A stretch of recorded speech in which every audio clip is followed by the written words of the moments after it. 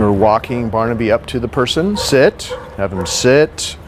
It's the way you want to do a greeting routine with Barnaby and new people. Step away from him, give the person a treat. He knows this routine really well. We've done this a lot in the last 10 days he's been here.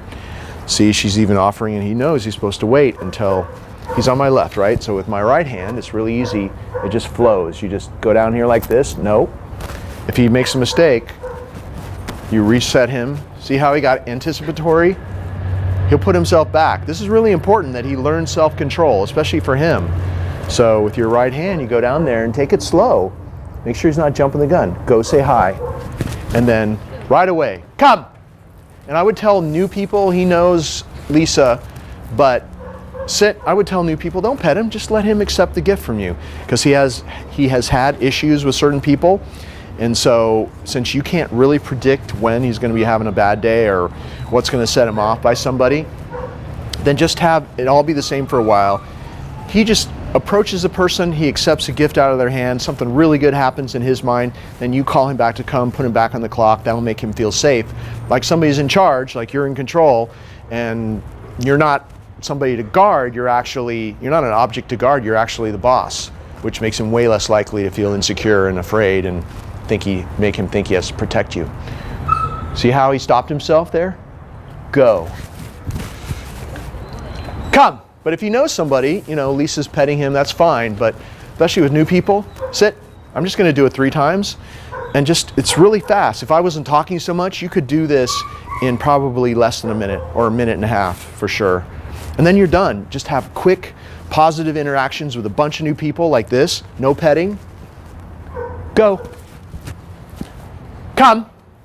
Practicing your recall, it's another way to practice. You're practicing a come away from a new person. That's what you need with him. Sit.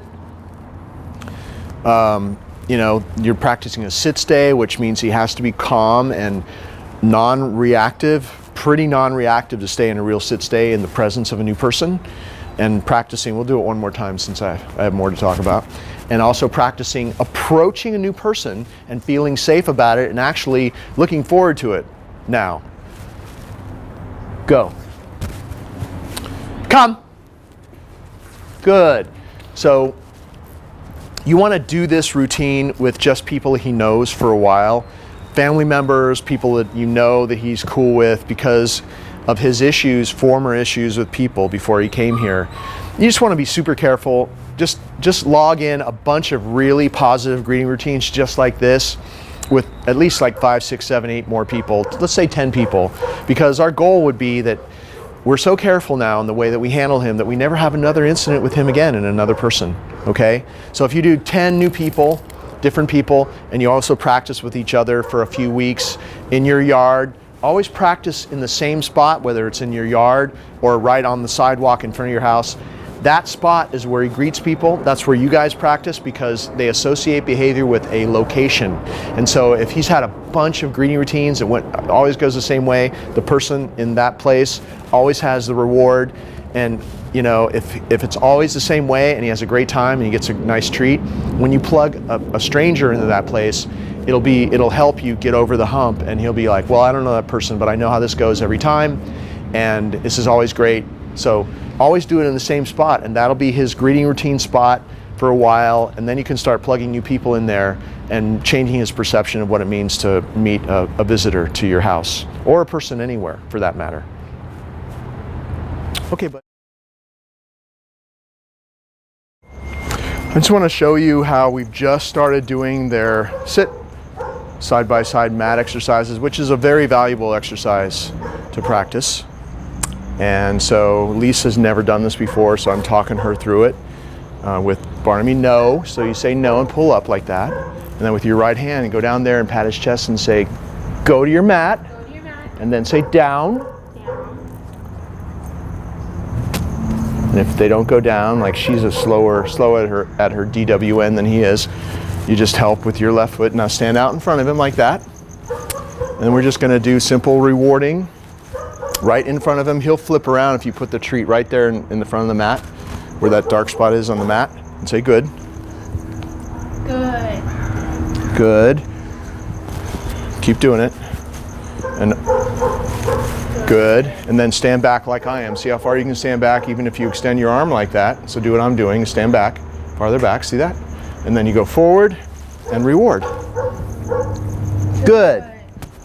Yeah, and now we can practice a walk around. So walk around the far side there and I'll walk around here. And then go back to where you started in front and reward and good.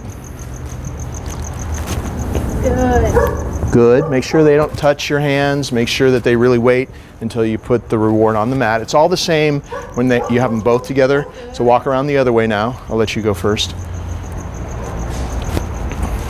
Doing this stuff side by side, this is ultimate in socialization because they learn to be calm. They're both doing exactly the same thing. They're equals and you're the boss. You're orchestrating this behavior. Good, and it's teaching them to be really calm and focused on you when they're together. It's a really good thing to do. Now drop the leash. And I don't know if you can back up and show us, but we're gonna back up, just step away. I just wanna show you some of the things you can start doing and then move forward. You don't have to pick up the leash, but move forward and reward, good. Go ahead, good. And there's, a lot of other things you could do if you're doing it in a big yard, which might be a lot easier for you to do it. Let's keep rewarding so they don't pop up. Good. It's easier for you because you have more space to get the moves down. It's easier than doing it in a small front room or something where it's going to be cramped. Good, and then you can really learn how to do this and get a feel for this with the both of them especially.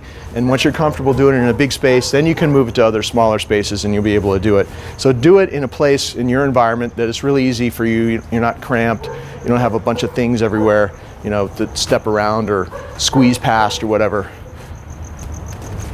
Good, so I just wanted to show you that we're in the beginning stages since they're not finished with the program yet, but we're in the beginning stages of doing this. They can stay in a downstay next to each other, and then all you have to do is keep practicing this and they would get better and better. So now I pick up the leash, stand with him on your left. Hold it, no, he's on your left. And then hold the leash like you're gonna walk him, because we're gonna bring them off now, so choke up on the leash. No, just choke up like this. See how I'm holding it, like that? Pat your leg and say, okay. Okay. And then have him sit. And then with your right hand, make sure he really waits, pat his chest and say, you ready? Say, go. Go. Yeah. And then call Barnaby to come to you. Come. And I'll call her to come to me.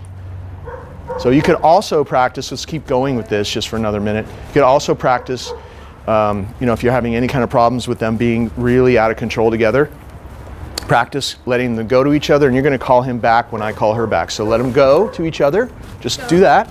Now load up like you're going to call him to come to you with the treat in your hand, right? And say come, just like that. Good. See how they started to get really, they wanted to romp and play. You could practice. Let's just do it again. Do the same thing. So see how I do it? Come, just like that. Good.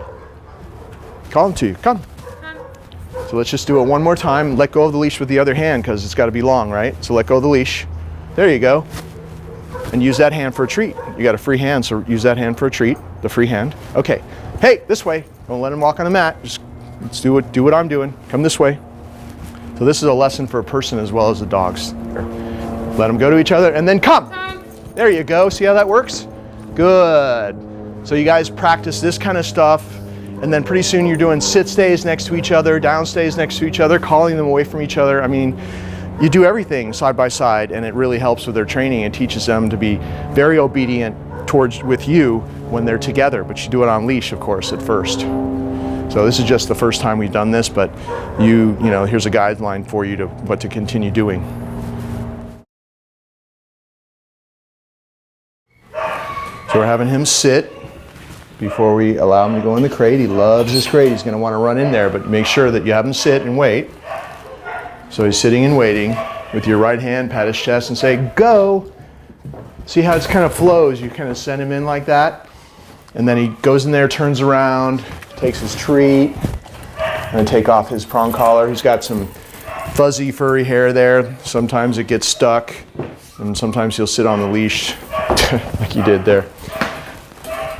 But you always you know, before you close the door, you can also, good, give him a treat. He loves his crate, so that's not a problem.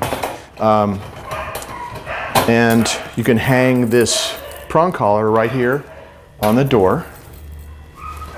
Here at my house, Barnaby has been sleeping in the crate every night and throughout the day, coming in and out of the crate. Lots of time in the yard, lots of free time, but every time he comes back in, every time I let him out and every time he comes back in, he follows this routine in the crate, and it's a tool for training. And this, even just this crate routine, the way he goes in, the way he comes out, helps his overall training, because obviously it'd be a very bad thing if we were just letting him run in and out, because this is a major boundary, and since boundary training is very important in dog training, this is a boundary we really want to control, because by controlling the boundary the way you see me doing it, that makes him think that somebody's in charge.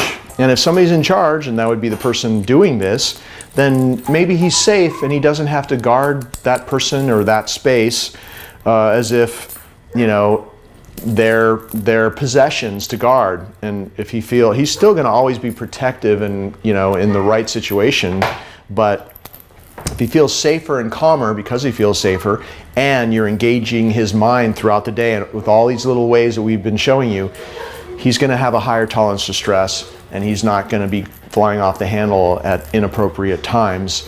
And this is one of the things you want to do for a while at least, you know, maybe it's just a few months, not his whole lifetime. If you don't need to do these things after a while because you're not having issues with him, then you don't have to do it. But definitely if you do this routine for a few months, exactly like I'm showing you here, it really helps. And so you see when I open the door, good, he waits, he's got it down.